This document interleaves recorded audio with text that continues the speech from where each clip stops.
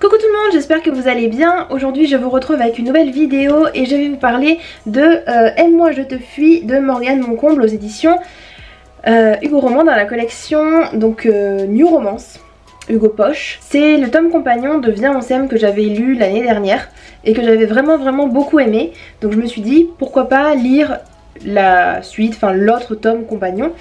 Là on va suivre deux autres personnages qui sont Jason et Zoé, qui sont respectivement le meilleur ami de Loan, ou un ami, en tout cas je sais pas si c'est vraiment son meilleur ami, mais un ami de Loan, et Zoé est l'ami de Violette, ou la meilleure amie de Violette, je sais plus, enfin bref. Donc du coup ils se connaissent tous les quatre, et on va avoir des petits moments où on va revoir Violette et Loan de Viens on s'aime, et en fait cette histoire là se passe en même temps que Viens on s'aime, et on a des petits moments qui sont comme des flashs par rapport à ce qu'on avait vu dans Viens on s'aime. Donc j'ai beaucoup aimé ces petits moments où justement je me disais ah oui je me rappelle de cette scène là, et je me rappelle de ce qui s'est passé, et bon c'est vraiment des moments assez courts parce qu'on reste vraiment focus sur Jason et Zoé. Mais c'est vraiment bien d'avoir, j'ai trouvé, d'avoir des petits moments de... pas forcément de comparaison, mais des petits moments pour repointer du doigt ce qui s'était passé dans le tome précédent. Zoé va rencontrer Jason dans un bar, et tout de suite ça va être une sorte de relation d'amour-haine, parce qu'ils sont forcément très attirés l'un par l'autre, ils sont très beaux tous les deux, et une relation de haine aussi parce que ça commence un petit peu mal entre deux, et Jason horripile Zoé, enfin vraiment c'est limite si elle peut pas le voir au départ, et en fait Jason lui il est tout de suite attiré par elle parce qu'elle a vraiment du caractère, elle est charismatique, elle est très belle, etc. Dès le début ils vont se rapprocher assez rapidement, et puis ils vont plus du tout vouloir se voir, et ben comme ils ont des amis en commun forcément ils vont se retrouver, et ils vont se tourner autour, etc. Donc c'est vraiment une relation d'amour-haine, et ben comme le titre le dit, Aime-moi je te fuis, c'est un petit peu ça tout le long du livre.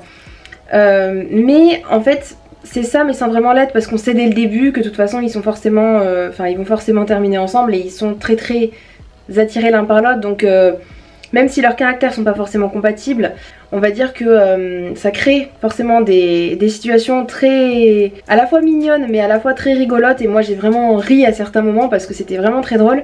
Même si on a le point de vue de Jason et le point de vue de Zoé, j'ai trouvé que l'auteur s'intéressait beaucoup plus à Zoé qu'à Jason. On a vraiment un personnage beaucoup plus fouillé, je trouve, avec beaucoup plus de dimensions, si je peux dire ça comme ça, pour Zoé. Zoé, elle de son côté, elle a vraiment des problèmes familiaux, elle vit en colocation avec Violette, je crois. Sa famille ne la soutient pas financièrement, et pourtant elle fait une école de mode, donc il faut assez d'argent pour faire ça.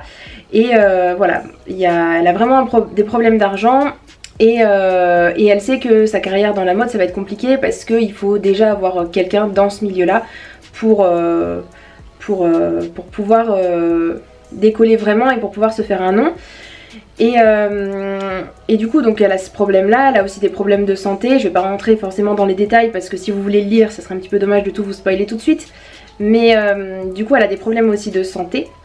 Et on a Jason de l'autre côté qui l'énerve parce qu'il vient d'une famille riche. Son père tient justement est le PDG, le directeur ou je sais pas quoi d'une marque, d'une grande marque de mode, et du coup ça l'énerve parce qu'elle a l'impression qu'il a tout ce qu'il veut, qu'il n'y a aucun problème dans sa vie, etc. On va voir que Jason a un peu des problèmes aussi, mais disons que par rapport à Zoé c'est autre chose. Et du coup voilà, bon, on voit déjà qu'il y a quelques petites facilités que fait l'auteur, parce que bon, mettre PDG d'une entreprise dans la mode, forcément on sait que il va l'aider de ce côté là, mais après ça m'a pas dérangé en soi parce que sinon on n'aurait pas beaucoup avancé de ce côté là. J'ai lu la petite note de l'auteur à la fin, juste avant les remerciements, qui disait que ce livre là c'était celui où elle s'était le plus mise dedans, où elle s'était le plus investie émotionnellement, et où elle avait parlé des choses qui lui tenaient particulièrement à cœur. Alors je sais plus exactement si Voilà, elle dit: je voulais prendre la parole et parler de ce qui me tient à cœur, de ce qui me touche et m'indigne en tant que femme et en tant que personne. Donc on a vraiment des thèmes qui sont abordés, qui sont... on voit que l'auteur s'est vraiment investi dedans et j'ai trouvé ça super intéressant, notamment par rapport aux problèmes de santé de... Alors...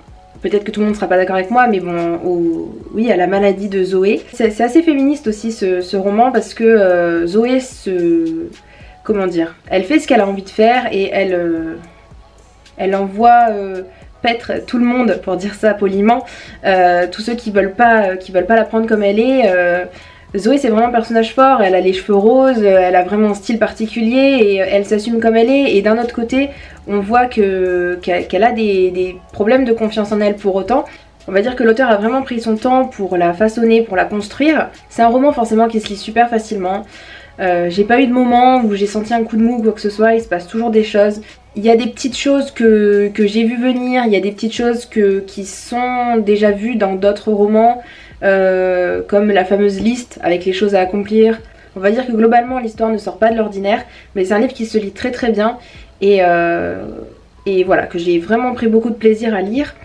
Et le petit couple Jason-Zoé est super attachant et c'est vraiment des personnages, surtout Jason, qui sont très bienveillants. Du coup je me suis sentie plutôt bien dans ce roman et voilà, il fait honneur au premier tome. J'ai trouvé qu'il était peut-être même mieux dans les thèmes abordés, c'était plus profond, j'ai trouvé. Et du coup si vous n'avez pas lu et que les romans ça vous intéresse, je vous conseille vraiment de lire du coup ce diptyque. On n'a vraiment pas besoin d'avoir lu Viens on s'aime pour pouvoir lire celui-ci. Et comme les deux se passent au même moment, finalement qu'on lise celui-ci avant l'autre ou inversement, ça n'a pas d'impact. Voilà, c'est tout pour ma vidéo, j'espère qu'elle vous aura plu. Si vous avez lu ce livre, n'hésitez pas à me le dire en commentaire. Et je vous dis à bientôt dans une prochaine vidéo. Ciao ciao!